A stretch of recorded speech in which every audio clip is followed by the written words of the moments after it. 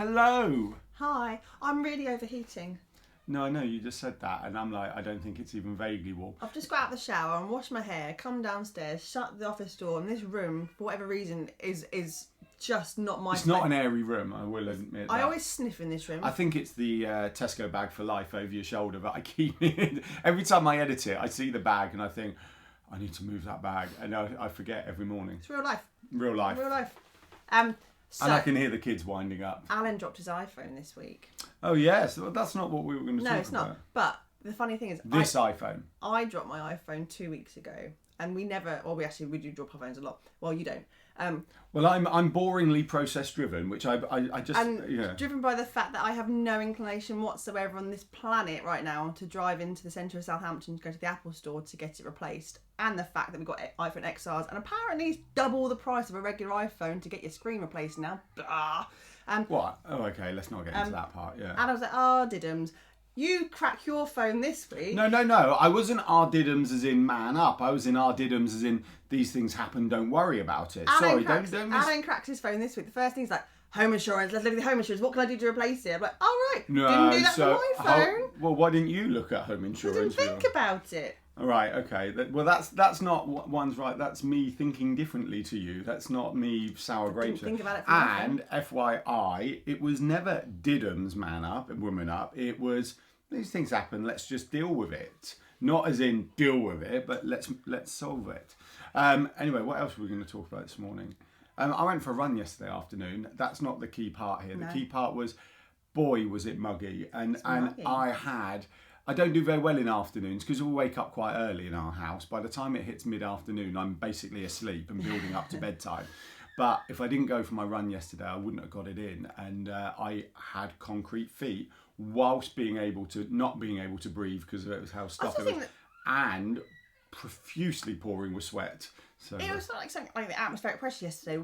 It was a really sloggy day as a whole. Was that sloggy? I went for a run.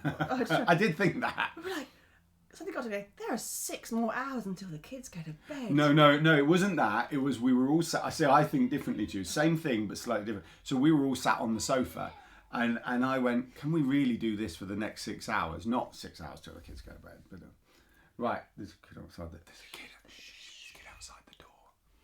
Anyway, today we were going to talk about yesterday's post from us, which is about social media kryptonite.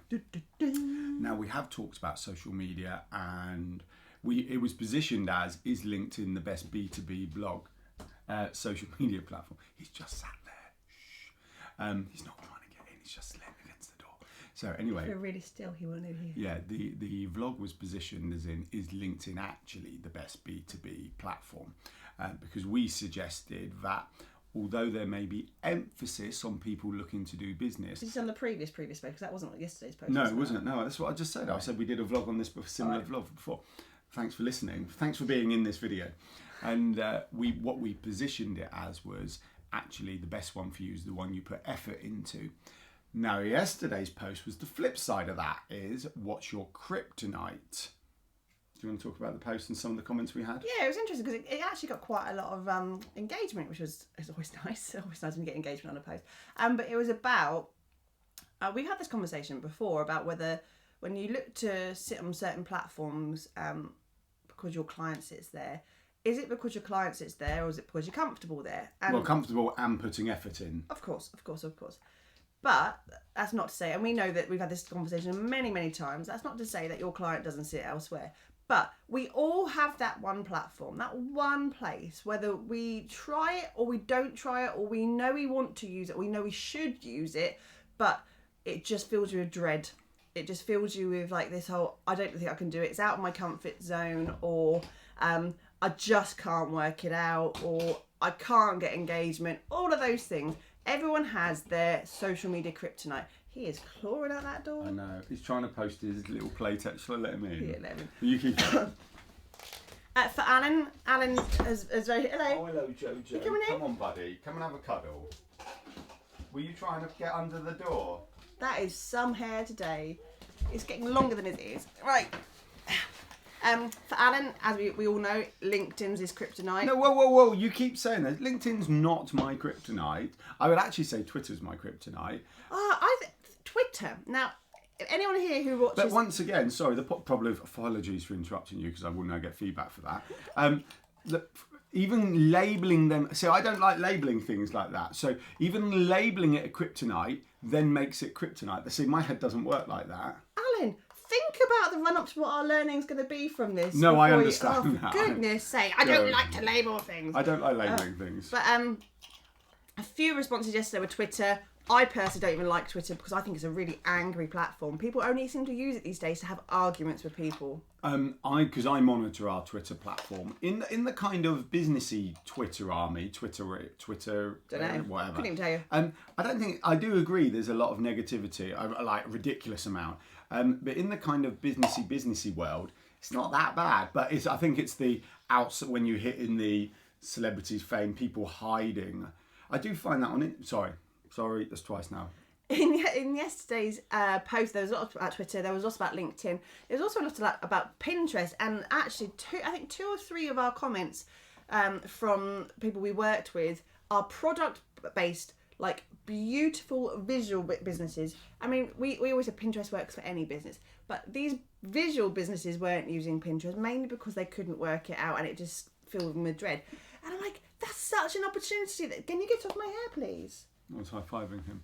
Such an opportunity there to really reach out with a visual-based product business to get onto Pinterest. And I think it always comes down to, there is that fear factor and that discomfort, as we've talked about all of this week, this discomfort of not knowing how to do it, which is then becoming a blocker for you not doing it because you don't understand maybe the technical aspect of getting on and doing something well. Well, we talked about this long and hard, haven't we? It's like a lot of fear actually just comes from not knowing rather than actually being scared or worried, and breaking that down is that's what we help. This wasn't meant to be salesy, but that is what we help with the Digital Circus. I need to stop saying that as well, I decided. Yeah. My lip's just gone funny. I feel like I'm having a nervous reaction. Honestly, this is the bizarrest world ever. I said something and felt my lip feels funny. Perhaps it's one of those mornings. No. Can I also say, I don't know if you know this, but Emily and I met on the 9th of July 2006. Of course I know it, because it was my brother's 21st birthday and I was in trouble with my mum because I didn't come home. So, what's that, 14 years ago we met? 2006. What year is it? 2020. How can we forget it's 2020? Anyway, so we met 14 years ago today. So what's up? Well, technically we met 14 years ago yesterday, but you were very drunk. Alan... Why do we pick today then? Because it's the day we spoke. Oh, well, no, I spoke the night before. The night before... Sorry, this was meant to be a learning. Now you're going to tell a story about me falling over. Go on, tell the story and then we'll finish it. The night before, we were... there was a lot of alcohol, we didn't know him, and he came up to me... very drunk, trying to chat me up, and he did... I had my beer goggles on. Yeah.